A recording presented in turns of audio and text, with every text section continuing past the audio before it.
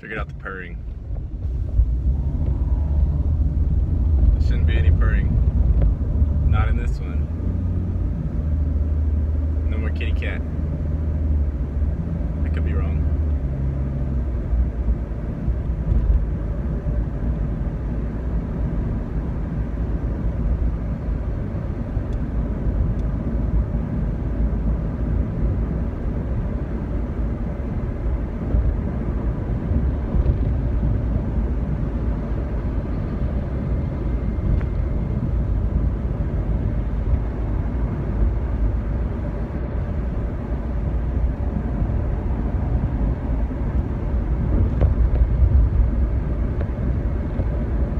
Is everybody having fun yet?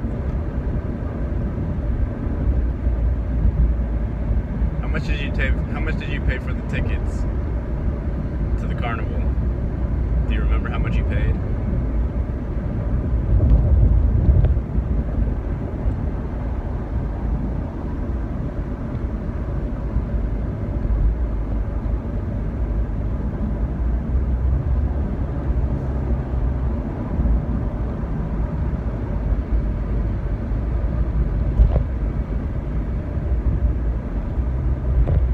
Why are you scared to go on the rides? The whole point of the carnival is to go on the rides, right?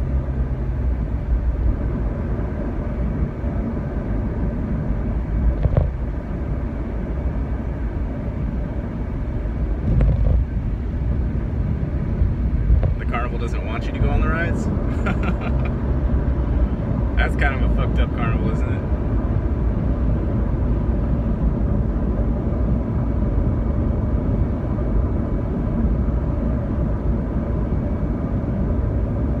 It's true though, the carnival does not want you to go on the rides.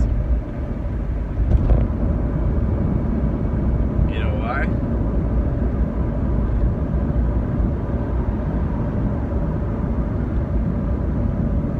Why would a carnival not want you to go on the rides? Why would the proprietor of the carnival set it up that way?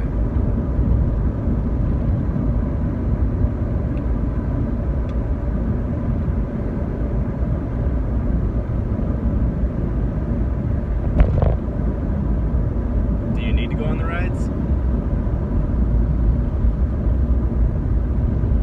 Do you want to go on the rides?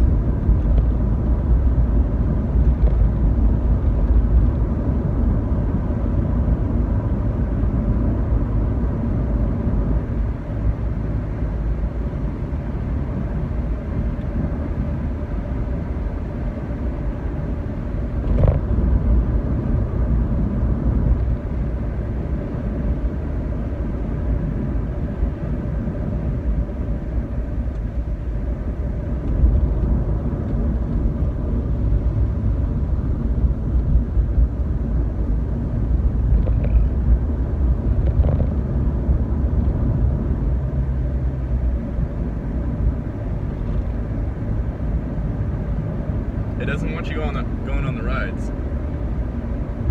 But if you like, you can take a picture of yourself, and the carny dude will Photoshop that in to one of the roller coasters.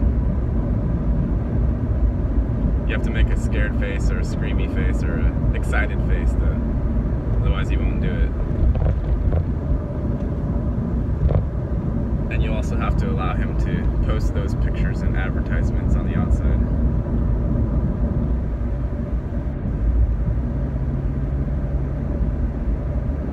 Because the face you make when you actually go on the ride probably wouldn't be appropriate advertising.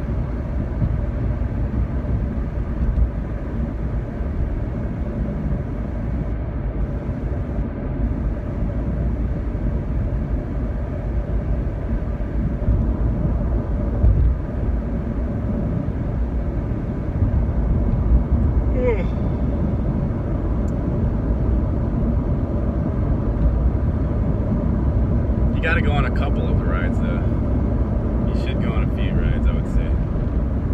Not all of them.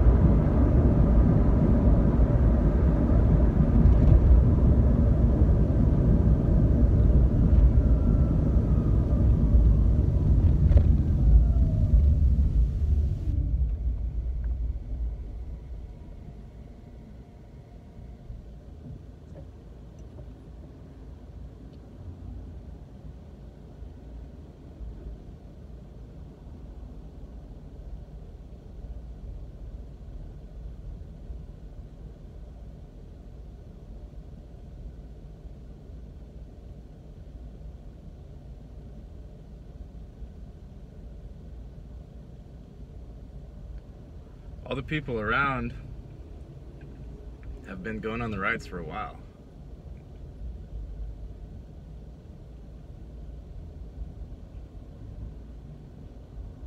Round and around and around and around.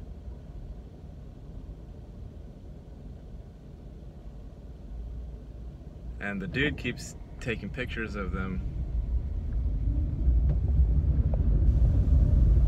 in the green room and superimposing it into, you know, photoshopping it into the ride. It's weird, because those are the pictures that go to the advertisements.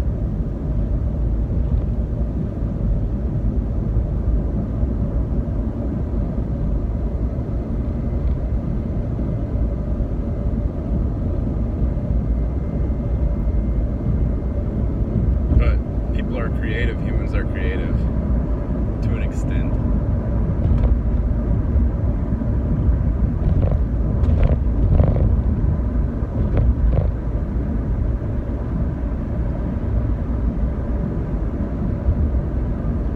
So, if you've developed some inner strength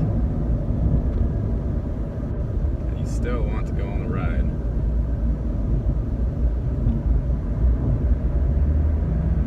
go on the ride.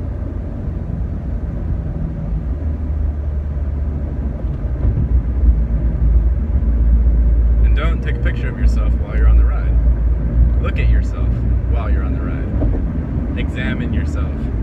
Examine your interior. Examine your emotions, happiness levels, sadness levels, anxiety levels, creativity levels. Just take some basic measurements. Don't write them down, don't take pictures. Just explore within yourself as you're on the ride.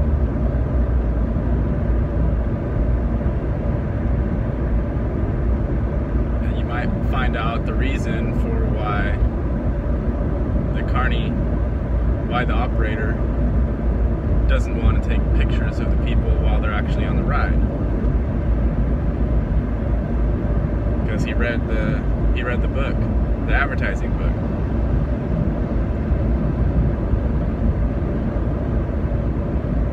Because he was focused on something else. He wasn't focused on how the people actually felt while they were on the ride. So there was a bit of a discrepancy.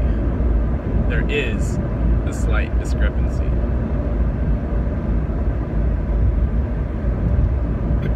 But he doesn't want to talk to the people because he's afraid.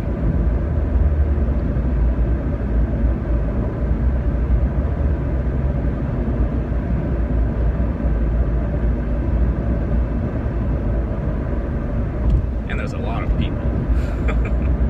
There's a lot of people in the carnival.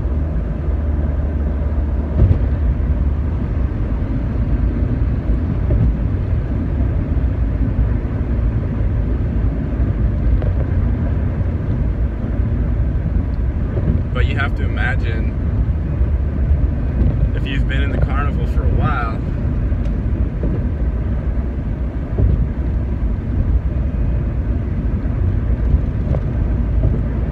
and something about the carnival is bothering you, and you haven't examined it, you haven't been on the rides yet, for the most part. You haven't talked to all of the individual ride operators.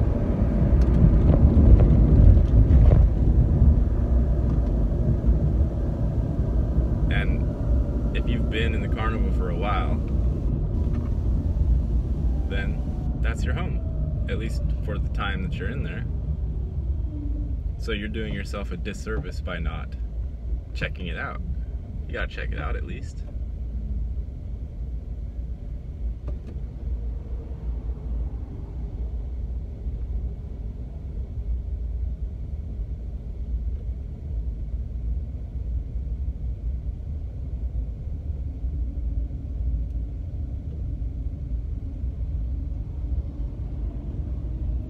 It's like that Rick and Morty episode when Rick was running away from he was running away from the Council of Ricks.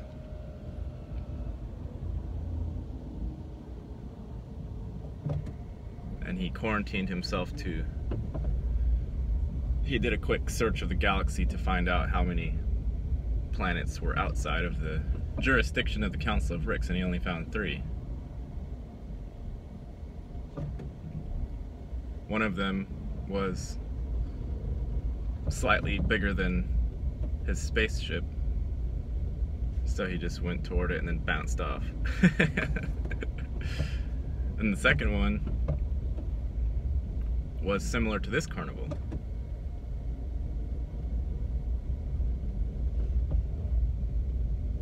Corn cobs on corn cobs. And that one scared him. And Rick doesn't get scared by very much, but he got scared of that one because it was a fractal set. And he said, "We gotta go!" So they beat it off of that one.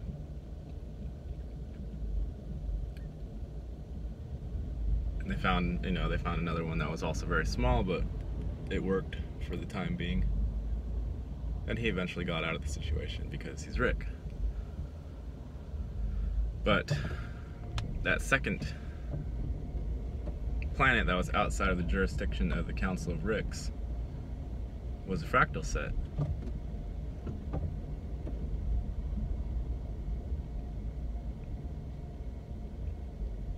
And that's what this is.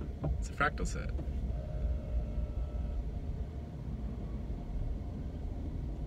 And that's why people are afraid to get on the rides.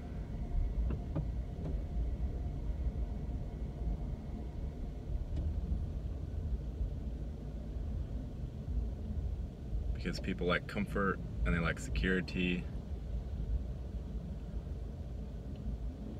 And they've been conditioned to like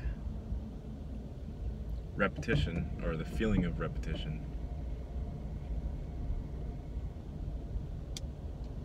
And they don't want to accept, at least at the minimum, the reality of this particular carnival. Excuse me.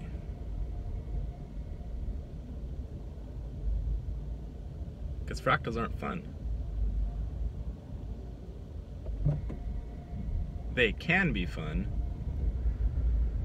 but they can also be weaponized. They can be construed as traps. They can be hidey holes for nefarious energy. All kinds of things can happen with this type of construct. So,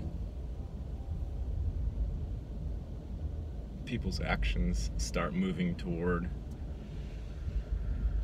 not getting pulled into one of the fractals, because when you get pulled in, then you're going for a ride, and you don't know when you're coming out.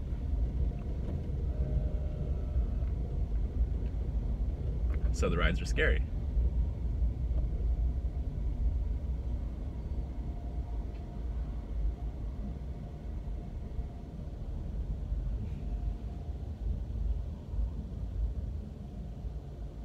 But still, you can't deny the fact that you are indeed here, and that it's your home for now, so you have to explore it. So it's a way for us to face our fears, face the things that lurk, because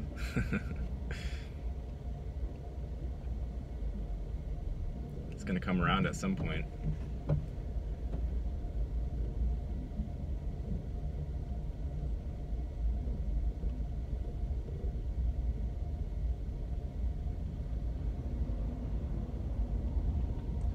I think I got on the wrong road.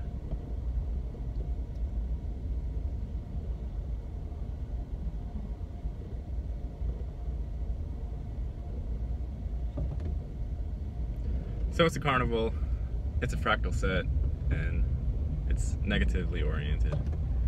But that's where we are. So you gotta figure your shit out. one way or another. And everyone who's claiming to be infinite beings and this and that, well, those types of claims, if that's what you are, then be infinite. And falling into a fractal set won't do anything to you, because you'll infinite your way out of it. Or if you're lucky, you'll stay in it. However it turns out.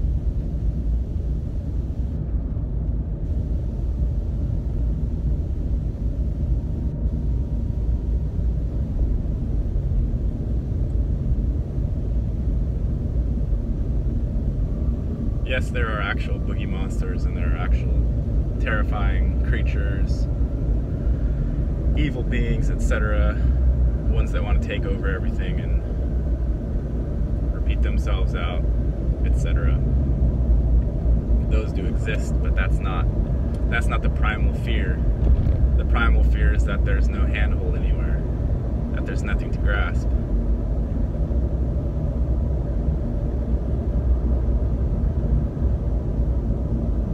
Every time you fall into one of the fractal sets, if you haven't been doing your self-work, if you've been lazy, if you've been eating the candies, the sweeties, and there are a lot of those, then whatever your thing is that you've been avoiding looking at within yourself is gonna have built up a decent bit of steam. And when you fall into this fractal set, you're gonna see it amplified.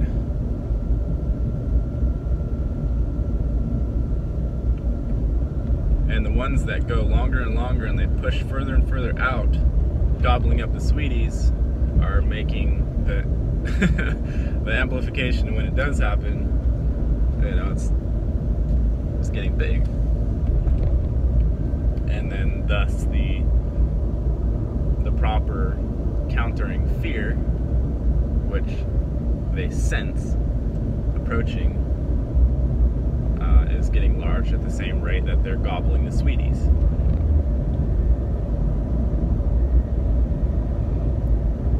So it's like I've said before, it's a Chinese finger trap sort of thing if you're not on your shit. Even if you are on your shit. Still not fun by traditional definition, but if you're doing your work, then you don't have anything to, you can't blame yourself, even if something does come and bang you up a bit.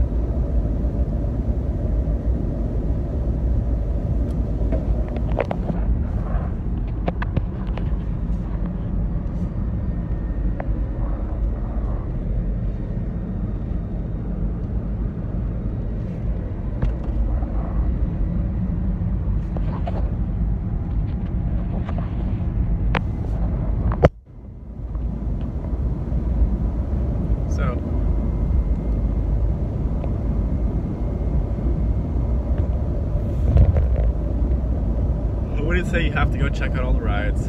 I would say self-work is the only work that there is to be done, and I mean literally the only work. But also exploring whatever realm or place or carnival, thought set, interdimensional intersection you find yourself in. You have to take that and you have to make it yours. It's got to be yours. That's just one of the basics. Don't externalize everything.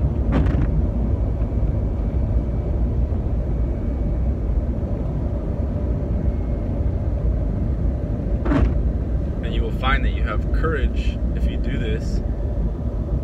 If you make it a moment-to-moment practice, you have courage. Because you don't have to do anything. This carnival is going to do you, even if you sit and do nothing. Even if you go meditate for 40 years with the very faint idea that there will be some sort of liberation, things will be sent to you, and you're gonna have to deal with them.